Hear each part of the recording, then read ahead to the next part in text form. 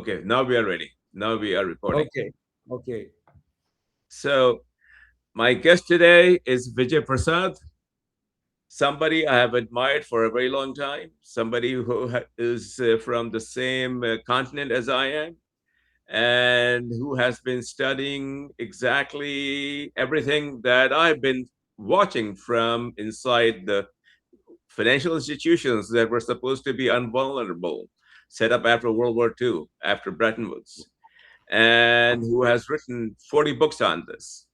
And with the talks in Islamabad, for which the world had hope, but it collapsed, as was expected, unfortunately. And with Mr. Trump having ordered a blockade of the Strait of Hormuz that nobody that I have spoken with thinks is going to accomplish anything, I would like to get Vijay's view on that. And at this particular time, I honestly say that I consider him to be one of the foremost intellectuals who has documented everything, written 40 books on it, directs the Tricontinental Institute on 4 continents, and is not being liked very much by the US House of Representatives, which is, in my view, a badge of honor. So nobody other than him would be a better guest for me and for my audience other than him right now. So, Vijay, go ahead and tell me what a first question. What do you think comes after the collapse of the talks? Well, firstly, it's great to be with you, and you're very kind, and I appreciate that a lot. But the truth is, as they say, in the tasting. So let's see how this tastes to your viewers and your audience. Um, you know, Diplomacy is a curious business, and closing down armed conflict is even more complicated and difficult. So one shouldn't expect that in a 2 week ceasefire period, one shouldn't expect that in 24 hours, which was the deadline, it would have been possible for Pakistan to broker something between Iran and the United States. That was itself impossible. This is the first meeting, as it were. I mean, it's not like the channel is broken down. It's that the first meeting didn't result in a final or even a partial agreement. I mean, I think J.D. Vance, the U.S. Vice President, is inexperienced in diplomacy, and he went out there, and his statement to the press was juvenile. In fact, what he should have said, rather than said we haven't reached an agreement and so on, is he should have said that this first set of meetings was productive and we're beginning to understand each other, but it's going to take time. I mean, after all, this particular phase of the US Iranian conflict goes back to at least 2005. It's 20 years of this particular phase. And then, certainly there's an earlier problem the United States has had since 1979, since the Iranian Revolution. But this particular phase, this debate around the so-called nuclear policy of Iran, is a 20-year problem. And you can't solve a 20-year dispute in 24 hours. It's going to take some time. I mean, there should have been a provisional marker. For instance, I think it would have been acceptable if the provisional agreement said something like the Iranians would permit unrestricted movement out of the Strait of Hormuz, go back to the status quo ante before the United States, Israel conducted their illegal war. And for that, the United States was going to unfreeze $26 billion of Iranian assets that have been frozen outside. I mean, that would have been, if that had been agreed on as a kind of confidence building measure on both sides, that could have been real diplomacy. Because I think it's true the Iranians aren't interested in blocking the Strait of Hormuz for anybody. It doesn't serve Iranian long-term interests. They want the strait open. They are not interested in restricting access. They've never been interested in that. This war was not fought to open the Strait of Hormuz. The Strait of Hormuz was restricted as a consequence of the war. The United States is pretending like they fought the war to open the strait. It's ludicrous. They are the ones who caused the restriction by attacking Iran. So Iran is happy to do that. And the assets we're talking about outside Iran that have been frozen, those are Iranian assets. It's not that Iran is asking for reparations or anything. It wants its assets back. So that could have been actually a good confidence building measure. Had I set the table for this meeting, I would have said, let's start there. Make an let's make let's make an agreement about something that's achievable. This idea that Iran's nuclear material can be turned over to some is also ridiculous, because Iran claims, and there's evidence to its claim, that it doesn't have a nuclear weapons program. It has a nuclear energy program and a nuclear medicine program, because isotopes are used in all kinds of medical procedures for scanning and for treatments of different kinds and so on. So they are not willing to hand over the nuclear material to a third party. It's Iranian material. They have developed it, enriched it by themselves, through a program started by the United States, the Atoms for Peace. So yeah, I mean, they've walked away. The United States walked away. The Iranians have gone back.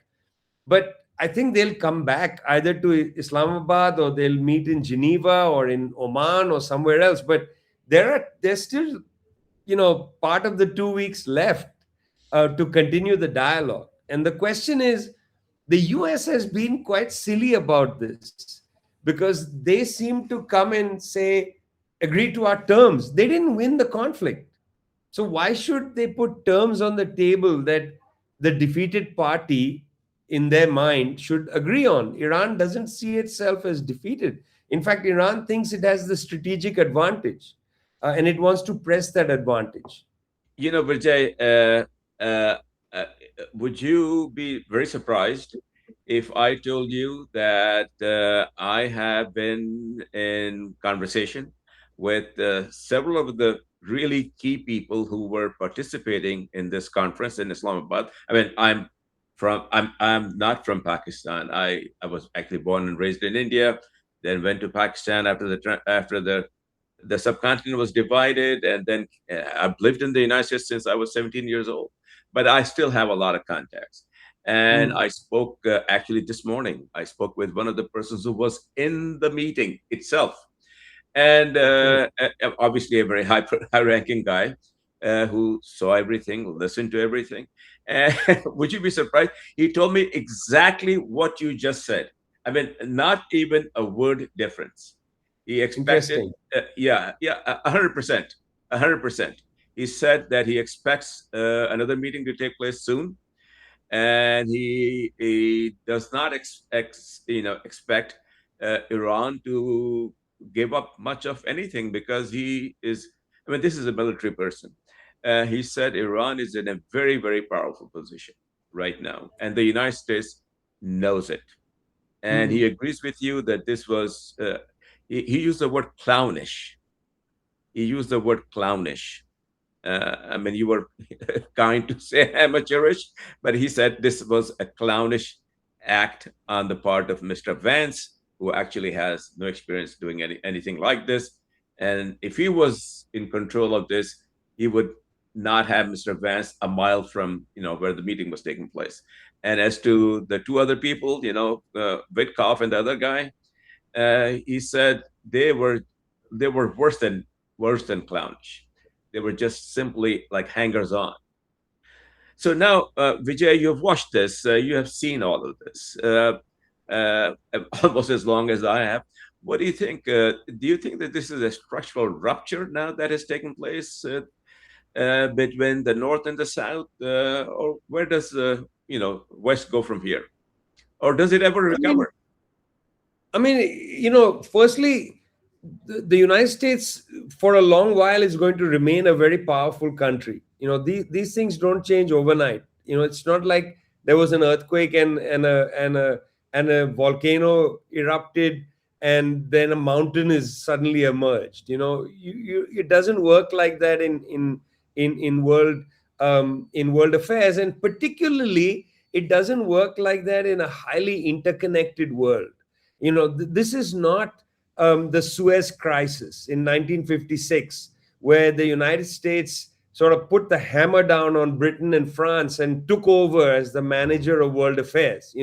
Uh, that's what happened at Suez after Yes. 1945, after I World War remember II. that well. I mean, I remember that Yeah, very, very I well. mean that was the emergence of the United States. It wasn't really World War II. It was at Suez where the US says, no, you can't determine the future of West Asia. It's us that's going to do it, and we'll talk to the Soviets, and Britain and France have to be our underlings. Suez was very important for that. This is not exactly the same as Suez, because nobody else is capable right now of coming into the picture and telling the United States to buzz off.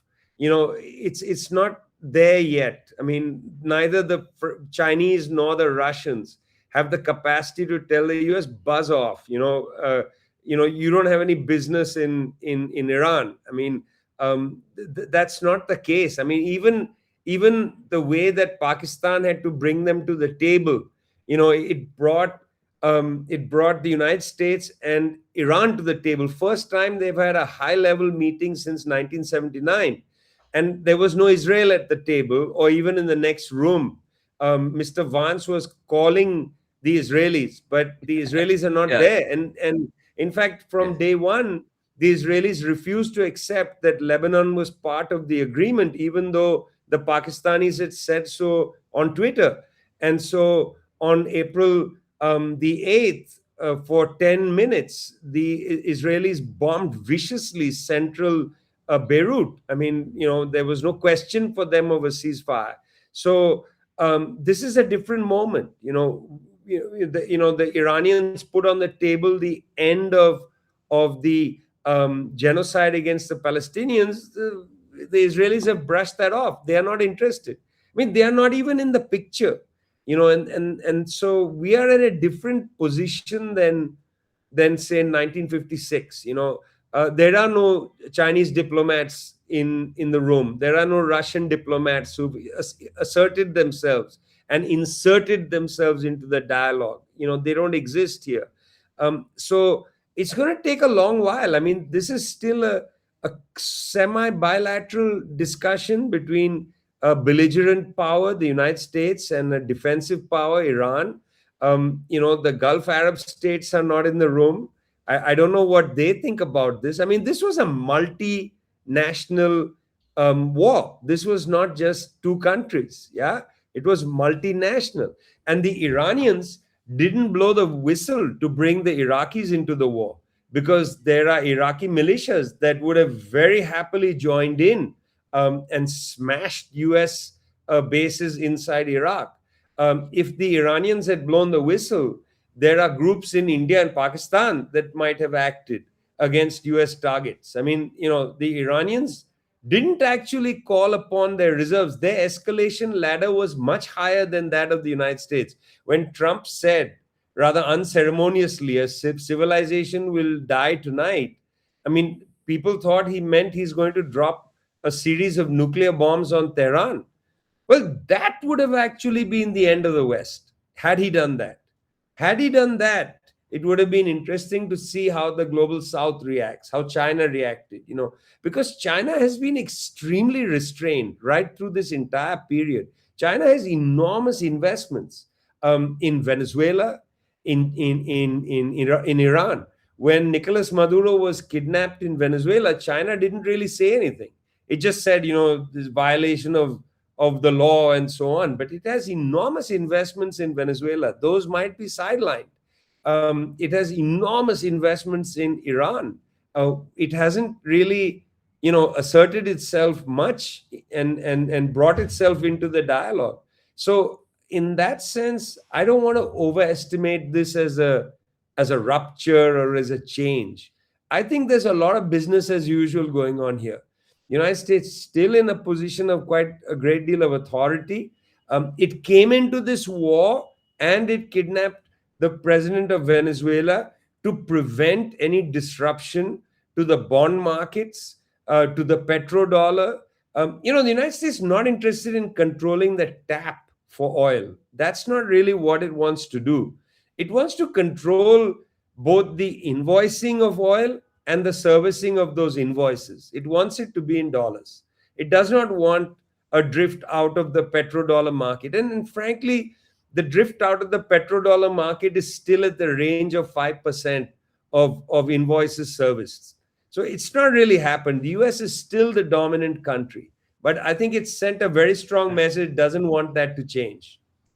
Vijay, I watched what happened to, because I was in the business at the time. What happened to the pound, and I totally agree with you. It took 30 years for the pound to actually become just another currency. So it's my firm view that the dollar is going to go the same trajectory. 20 Mhm. years from today, not 30 years from today, 20 years from today, the dollar is not going to be a dominant currency. This is my view. And I would like to, get your view on that. Yeah, I mean, look, frankly speaking, currency markets are complicated. And the when the pound was the hegemonic currency, it was a different era than now, because at the time, currencies were backed by gold, leveraged and so on, certainly, but backed by gold. Subsequent to the dollar coming in, you've abandoned the gold standard, and in my mind you sort of entered the petroleum standard, because whereas previously you denominate your currency against the gold market, now you're denominating your currency against the dollar by and large, and the dollar is able to be so commanding on the global stage, partly because people have trust and faith that the United States will back its currency, partly because you're allowed to buy US assets. There are virtually no capital controls in the United States. And also because there's this enormous, overseas dollar market, the euro dollar market, where it's flush with petroleum earnings, with earnings from petroleum. 95% of the denomination of the invoicing of and servicing of oil contracts takes place in dollars. I mean, it's an enormously predictable source of liquidity for a currency. No other currency has that. I mean, the yuan is in a way unable to contest the dollar because it's got capital controls. And I think the Chinese government is correct. They use their currency to solve the problems of the Chinese people, not to preserve the wealth of the wealthy. They have a different purpose of currency.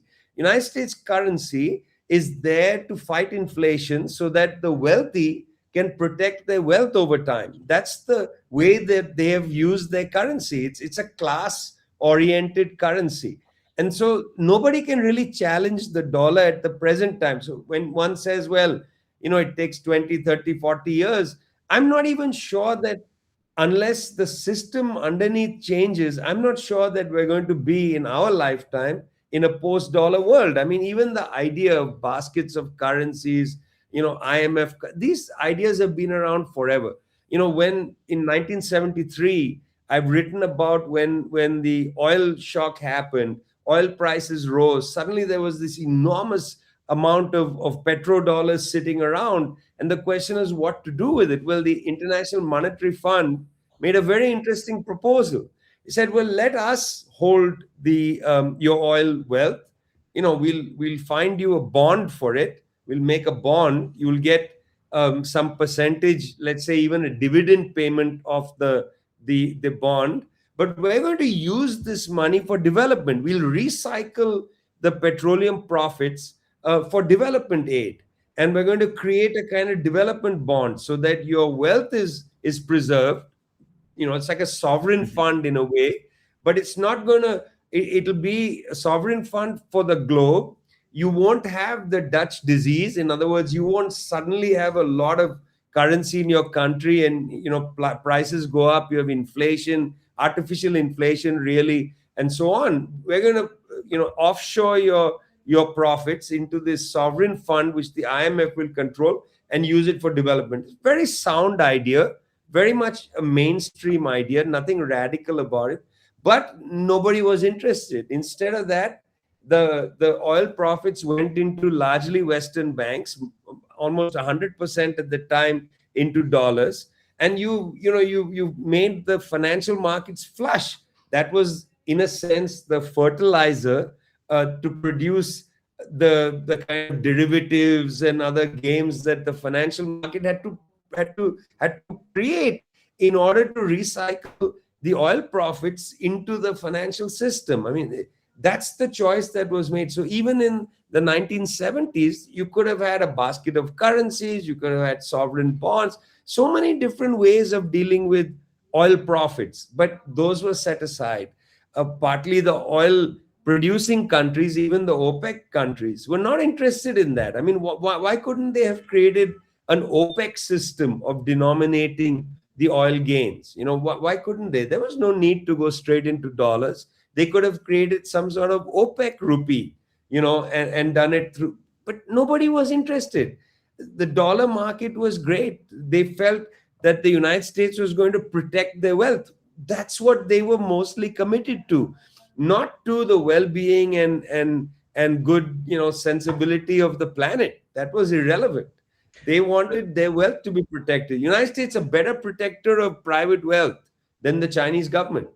That's for Uh, sure. I have watched all of this from the inside. I have watched all of this an envoy of the United States, talking to these Gulf countries.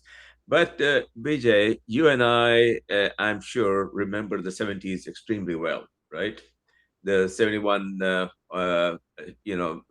war between Israel and the Arab states, and what came after that, and all of the diplomacy.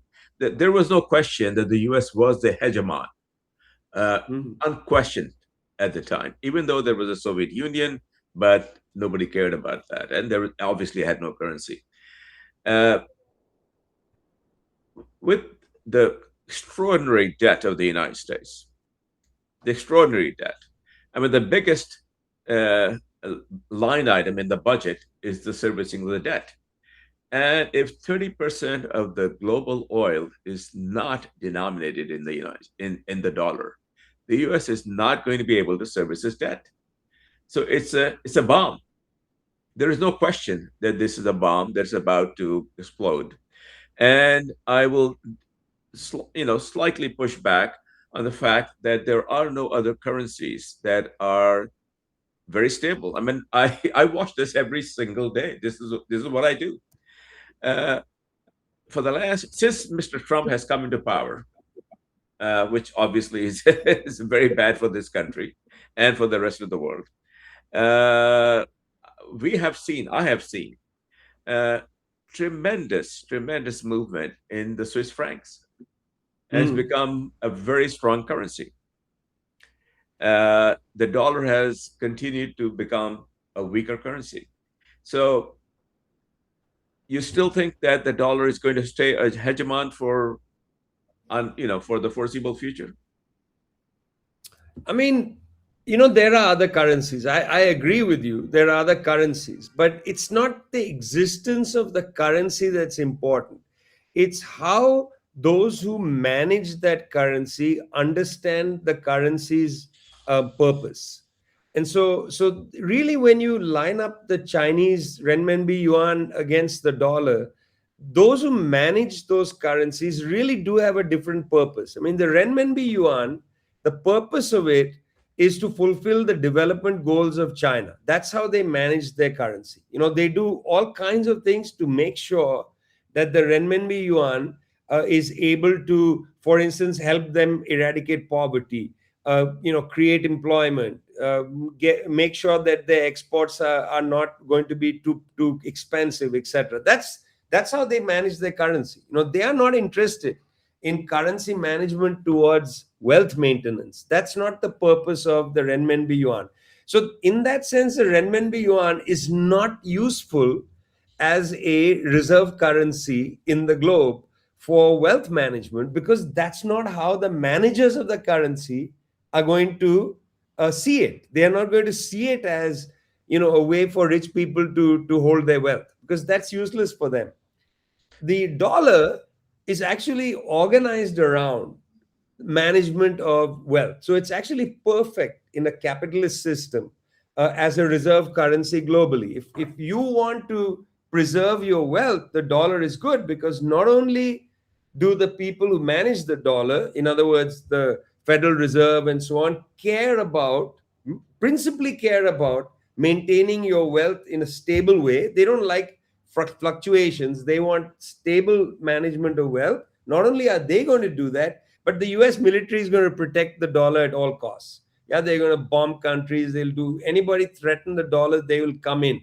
Marco Rubio said it when he was a senator. He told a Florida TV station, the problem with de-dollarization is we can't then sanction countries. He said the opposite. Yeah, they Yes. understand the power of the dollar. So if I was, let's say, a near billionaire living anywhere in the global south, I would like to keep my wealth in dollars, because I would say it's a safe currency for rich people. The renminbi yuan is not safe for rich people, because that's not what the Chinese are doing. There is no other currency in the world that is organized around maintaining the wealth of the rich. No other currency than the dollar. That means Yeah. the yeah, go ahead. Just final question on that, and that's a very very important point that you're making, and a point that we this will be distributed in 10 languages, as I wrote, and the potential audience is about 500 million people.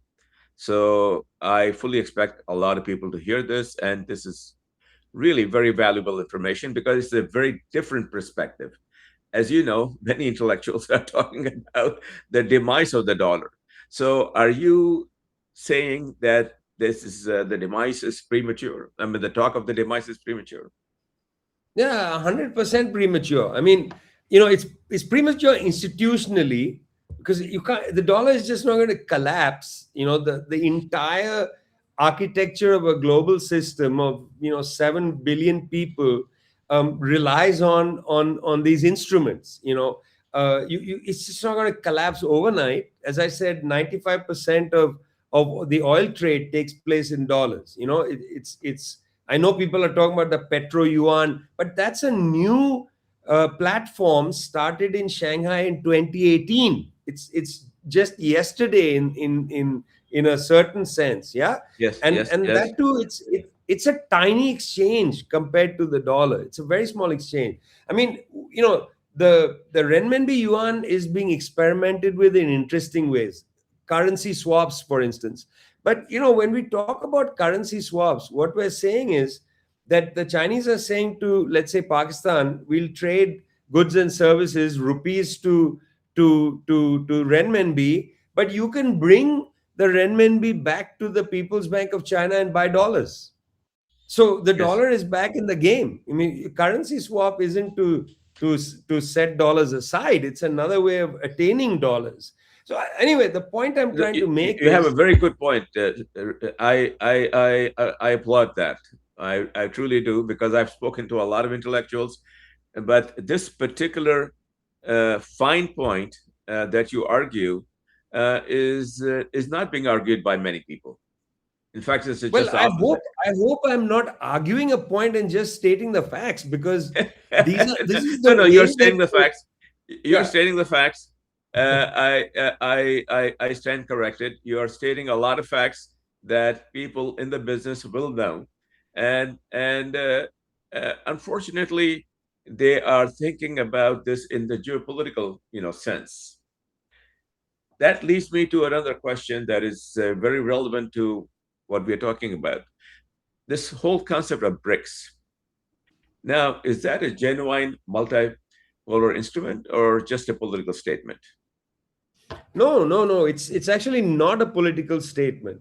So let's come back to this upside down in a way. Yeah, I mean the BRICS emerges when the Western financial institutions have a tumble, and a pretty serious tumble. Yeah, in 2007, 2008, mostly 2008, the credit crisis. When the housing market goes crazy in the U.S. and number of insurance companies and banks really take a hit.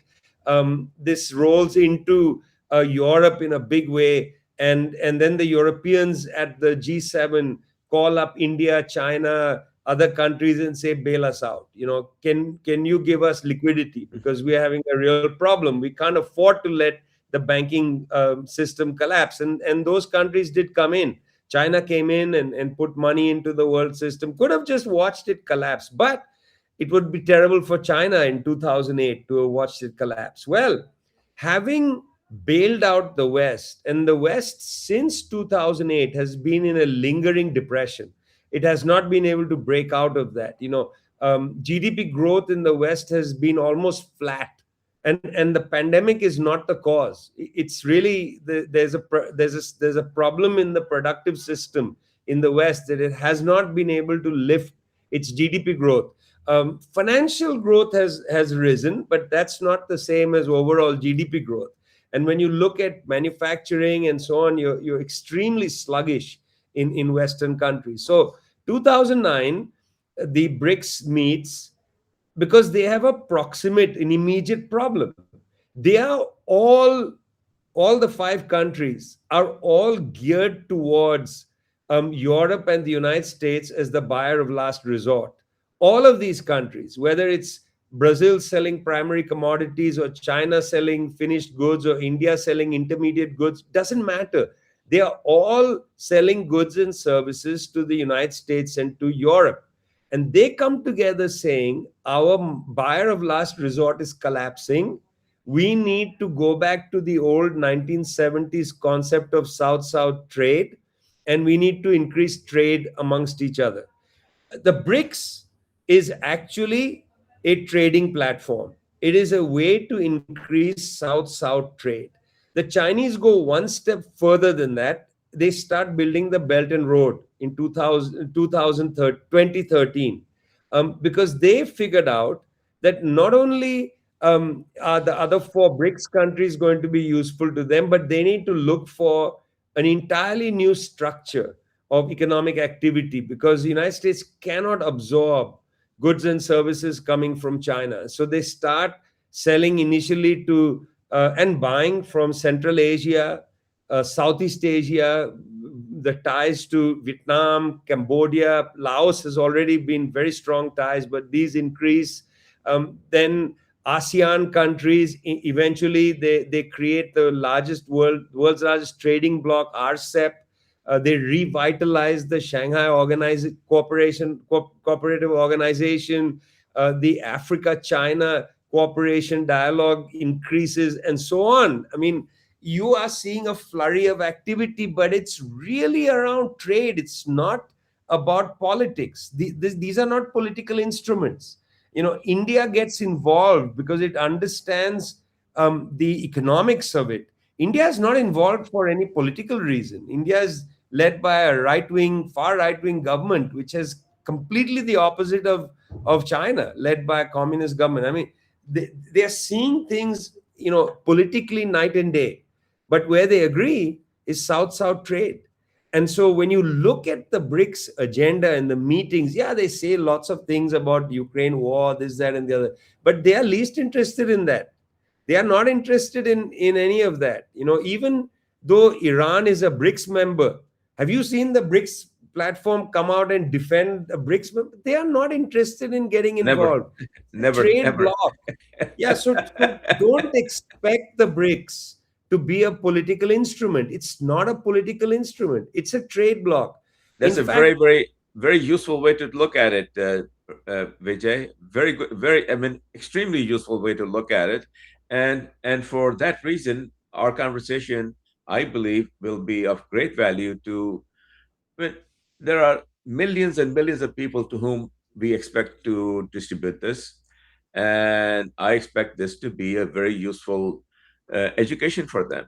Now, just on that subject, before we leave the subject, because we are both from South Asia, what do you think with respect to the talks having collapsed in Pakistan on its soil? Do you think Pakistan can ever get out of this IMF cycle that it has been in? Yeah, it's an excellent question, and in fact, we in our institute Tricontinental published a dossier on Pakistan and the International Monetary Fund, researched and written by Dr. Taimur Rahman, who teaches at the Lahore University of Management Science. It's a very good text because it gets into issues such as how Pakistan funded the electric grid. You know, very badly, very bad deals, and so on. And the IMF basically underwrote everything. The IMF basically said, if you take loans from us and you private sector everything, you can do whatever you want. If it's bad policy, we don't care. As long as the public sector is being whittled down, we don't really care. So, it's wrong to talk about the IMF as having, such incredible economists with high levels of surveillance. And they don't. They have really ill-informed people. They may have good technical economists on staff. Many of them are from South Asia. Yeah, very good Yes, yes, technical yes. economists. But they're ill-informed about the questions of development. That's not how they've been trained. They've been trained on certain macroeconomic so-called fundamentals of the economy. That's what they're trained to look at. It's almost like you have an engine driver who drives a train, and they've been told, look, you got to look at the speed, you got to look at the map, you got to make sure when you're going around a turn, you hit the brake. This is what you do. But you, as the engineer of the train, the driver of the train, don't have any idea how to build the tracks. You don't have the license to stop the train and say, no, no, no, these tracks are going to the wrong place, I'm going to build, we're going to go in this direction.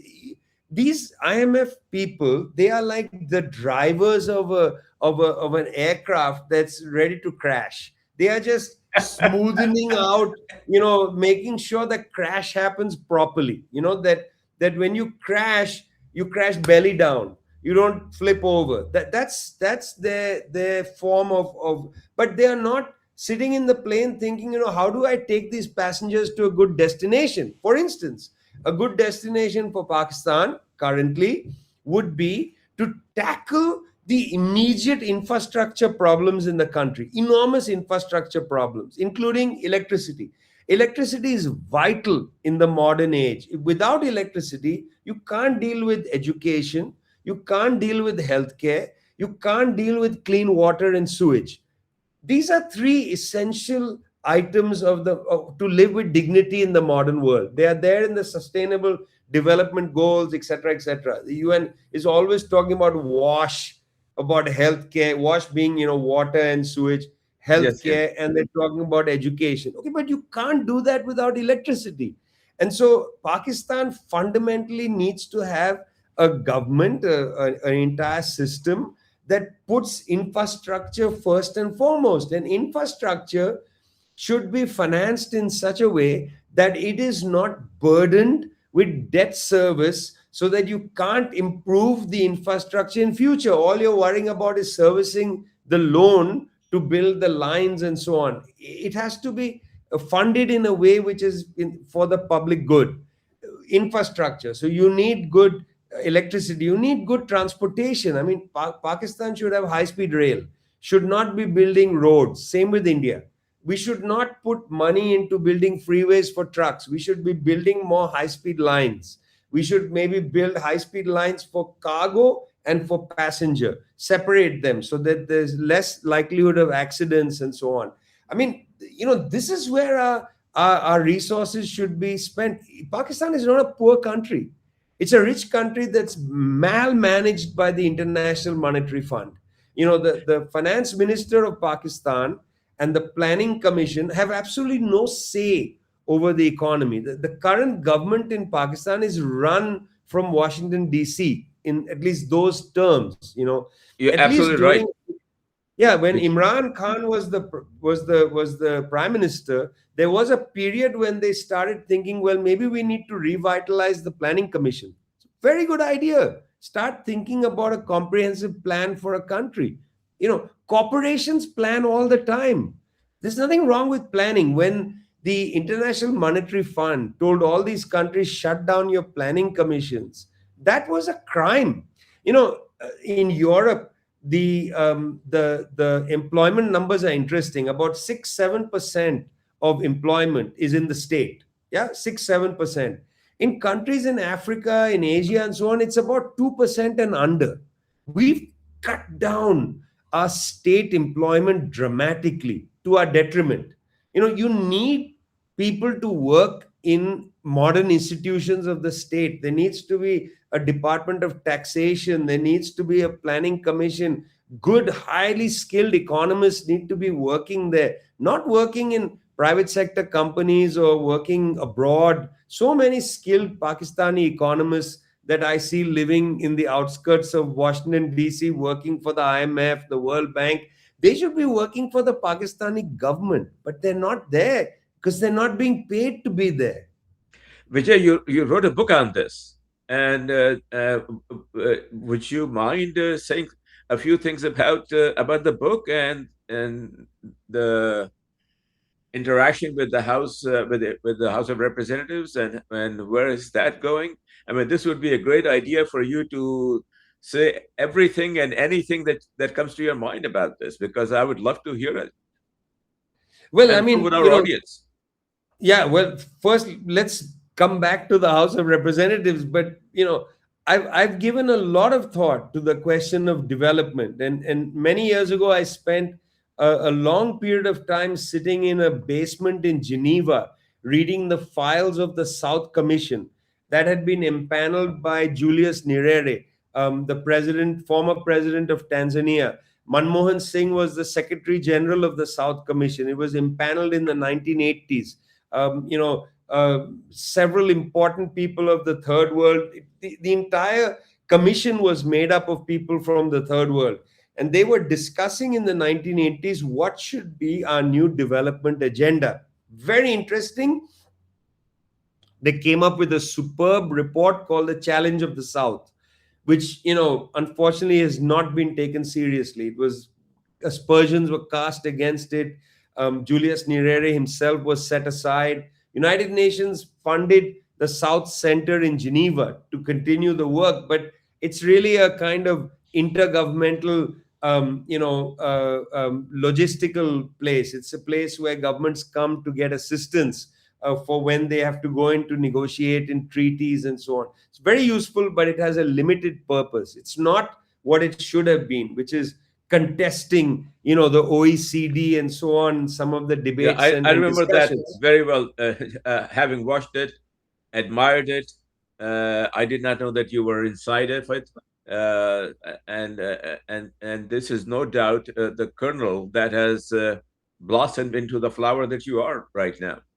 Well, I tell you, just being around those people, Branislav Gosevic, who was the UN attendee, who was the secretariat of this. I mean, the information, the way in which, yeah, people like Yash Tandon, for instance, from East Africa, came in and developed their thinking there. Some of the leading African economists, Thandikwa Makandibe, now all of he died. These people came and provided their understanding of what should be a development pathway. And one of the issues was that you can't outsource your thinking to Europe or the United States. That we need to be thinking ourselves. There needs to be an agenda that comes from the global South. That African countries need to develop their economic vitality and resources.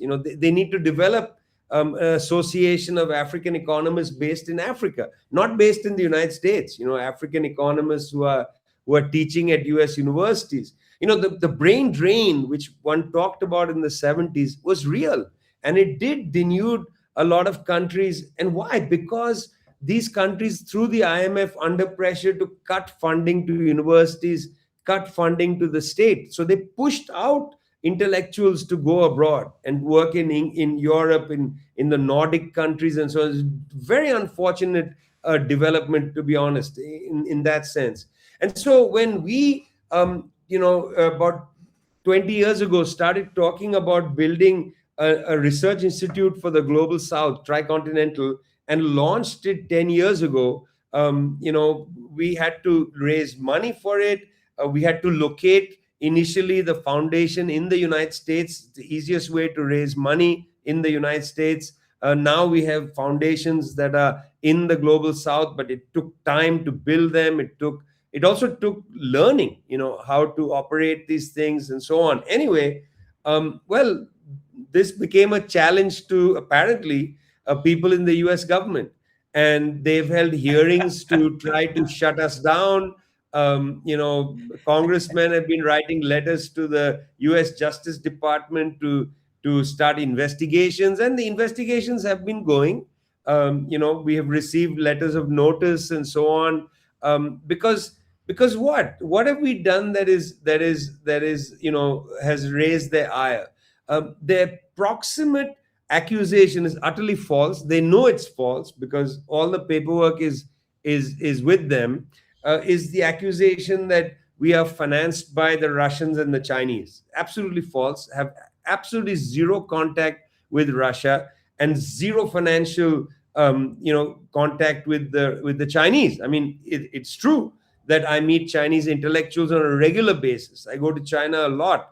I talk to people even in the Chinese government, but there's zero financial input from China. Sometimes I wish they would finance the work we are doing. But Vijay, does it surprise you? I mean, I have watched this literally from the inside. I mean, I hate to say that. I became a U.S. citizen because there was a small story about it. I was being deported because in 1971, when the Arab-Israeli war was going on, I went for a renewal of my student visa, because I was on a student visa at the time, to graduate school where I had received a lot of scholarships and I was on a fellowship. And the immigration officer said, no, we're going to deport you in 5 days. 5 days. And then, based on my qualifications, I was given a visa, which is now called the Genius Visa, thanks to Mrs. Trump.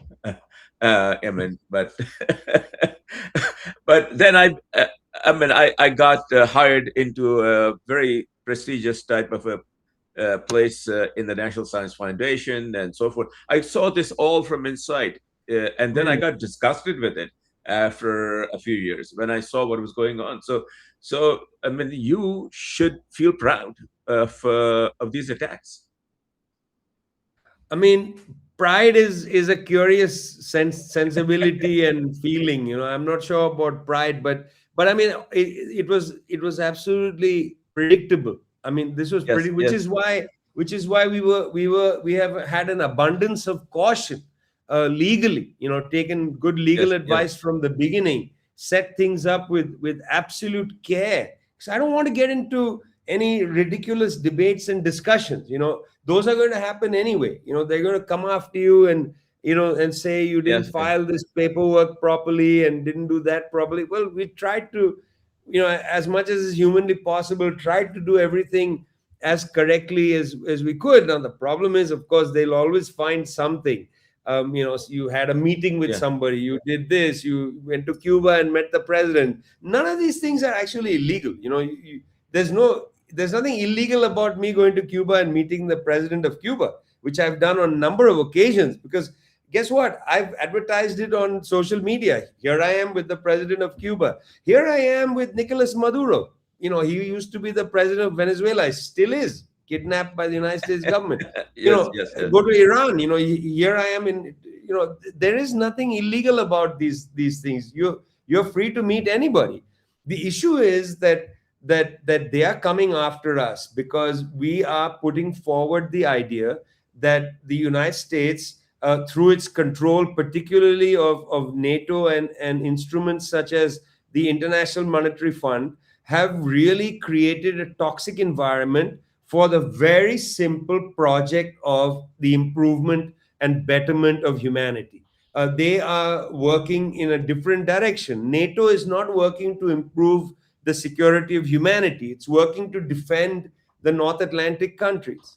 The International Monetary Fund is not working to improve for the betterment of the people of South Asia, for instance. It's working to preserve the wealth of the wealthiest. This is such an This important is voice, Vijay. I hate to interrupt you. This is such an important voice, and you're speaking with a fellow traveler, and I know exactly what you're talking about, and it's such an important voice. And this is one of the reasons I was really hoping that you would be our first major guest, and you are, and we will do everything within our power to distribute it as widely as possible. Where does it stand now? I mean, do you have uh, any expectation that it will go away anytime soon? what will go away. This inquiry, this whatever it is. No, no, no. This is not going to go away. I mean, once these things start, they go on forever. I've lived with this my whole life. I was born in 1967. In 1975, in India, there was a declaration of an emergency. In 1976, our apartment was raided. Our house was raided, and the wall was broken, and they were looking for my father's hidden money, which he didn't seem to have, and he was then My charged God. with money laundering, which they couldn't find any money. They were going after a lot of people during the emergency. Anyway, emergency ends in 1977. I go with my parents to the home of Moraji Desai, who becomes the first new prime minister in the Janta government. I take a lovely photograph of my mother with Moraji Desai. I was almost 10 years old at the time. My father had a court case for money laundering hanging over him. A friendly government, we were in first name terms with Moraji Bhai, comes to power, but the case against my father continued. My father died in 1999. The case continued till he died. Oh After my my God. father died, the challans for the case or the calls to come to the cause Yeah. continued to come to my mother until my mother died in 2020. So all I can say is I have lived my whole life with governments coming after you. I understand it personally, and so I have absolutely no expectation that this inquiry will ever cease. I think that as long as we continue to do our work and continue to cross paths, as it were, to cross, I mean, go across their path, Yes, interrupt yes, yes, their yes, yes, their yes, yes. narratives and so on, they will continue to come for us. And I'm 58 years old, and I'm prepared to spend the remainder of my life being harassed by this or that government, and that's just fine. They are entitled to do what they are entitled to do, as long as they don't interrupt my entitlement to do what I want to do. I mean, they don't have cause and reason to arrest me or anything like that, but harass, they are entitled to harass me. I mean, they are within their rights because they control things, and I'm within my rights, in a sense, a much smaller, much more minuscule sense, to harass them. So I mean, to be perfectly honest with you, it's like being in the ring, boxing ring. I was a boxer when I was younger. I know what it's like. There's another boxer there. Each of you have a mandate to hit each other. Then the bell rings, you sit down, and you come back and you hit each other. It's an understanding. I have, Well, as a my hats off to journalist, you. met. No, as a journalist, I've sat and had a cup of coffee or had a drink with people from the Central Intelligence Agency, with British intelligence and so on. I lived in Beirut. I interacted with these people. I've known them for a long time. You have a curious understanding amongst people like that. The Indian ambassador to Beirut used to invite me for breakfast every Friday. I'd go there. She'd have other ambassadors and people, intelligence, come for breakfast. We'd all sit and share our understanding of what is happening in Syria. There's a common understanding that even adversaries, as it were, need to have a table to sit at and talk to each other. And I'm very much in favor of that. What I'm not in favor of is people shouting past each other and killing each other. I think it's fine. I'm very happy to have a debate and discussion with the US Congress. If they call me to come and testify, I would love to sit across from them and answer questions. I don't have any problem with that. That's fine. I would like a dialogue and debate. What I am actually worried about is that people are dialoguing and debating less and Yes. shooting at each other more. And that is unacceptable to me. Well, what can I say? My hat's off to you. And I think that a large portion of our audience, a very large portion, would be just absolutely in awe of what you're doing, and wish you, Godspeed. And before I close, I want to just ask you, what gives you hope and what keeps you awake at night? I mean, opposite things. I mean, look, humans give me hope, to be honest with you, right? Humanity doesn't surrender. I mean, just look at the way the Iranians have dealt with their situation. Yeah, I mean, I'm in awe of that history, and I've been thinking a lot about Iranian history and what it means. That here's a people who didn't experience colonization like we did in South Asia. They look back to the time of the Achaemenid Empire, to Cyrus the Great, over almost 3,000 years ago, 2,500 plus years ago. And they feel like they have this history that unites them. And it unites them through their language and through stories and through the Shahnameh and through Rumi and so on. Our history was, in a sense, interrupted by colonialism, the brutality of colonialism. And I look at cultures like that and I admire them, and I hope that we will build our own strength in our own way, without embarrassment. Yes, we were colonized. Yes, you and I are speaking to each other in English. We could change to Hindustani and talk as well. वो भी हो सकती है, it's not Yes, impossible. yes. um, I you know speak Urdu and Hindi. मैं बहुत ही अच्छी बात करता हूँ.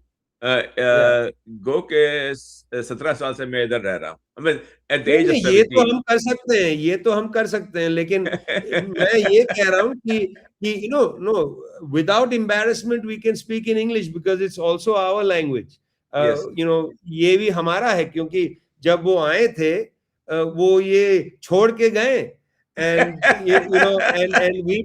we took this जी, language and we made it जी, ours. So जी, we जी, also जी. have to be without embarrassment about our own resources, Yeah. and मेरे फादर sometimes. जो है, मेरे वालिद पर्शियन बोलते थे fluently, because he was in the Nizam's government. वहाँ पे फारसी होती थी सरकारी जबान. तो fluent in Persian, fluent in English, fluent in Urdu, fluent in Arabic, and Hindi obviously. तो ये तो हमें कामयाब होने के लिए इनसे 10 टाइम्स ज्यादा अकम्प्लिश होने की जरूरत है. हाँ, लेकिन हम डरते हैं. We don't have that confidence that we need to accumulate, and you see it's got Yes, yes, ugly, because we don't have. I don't want to get into this, but it's got ugly on the Indian side. Hindutva is not confidence. Hindutva is a kind of pretend, because it also denies so much of our own history. The history of centuries is denied by Hindutva. You're returning to thousands of years, actually, thousands thousands of of years. years. And in the same way, in Pakistan, the denial of that long period of being part of the Yes, North Indian yes, plains is yes, also an ugliness. Whereas in Iran, yes. they don't deny these things. They welcome the fact that they had this history of Zoroastrianism, and that there was this history I mean, Shiism doesn't come to Iran till the 18th century, but they Yes. are not embarrassed of the period from Cyrus the Great onwards. They accommodate And that's everything. why it is such a strong society, and it's Absolutely, really, really, really unbreakable. I mean, despite absolutely, 47 years of sanctions.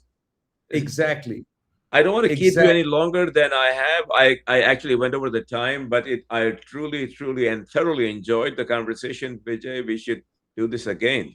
I understand you are leaving. When you come back, I will be approaching your assistant Soledad, who have been very kind in getting this organized. Please say a thanks to her on my behalf. And I wish you Godspeed in what you're doing.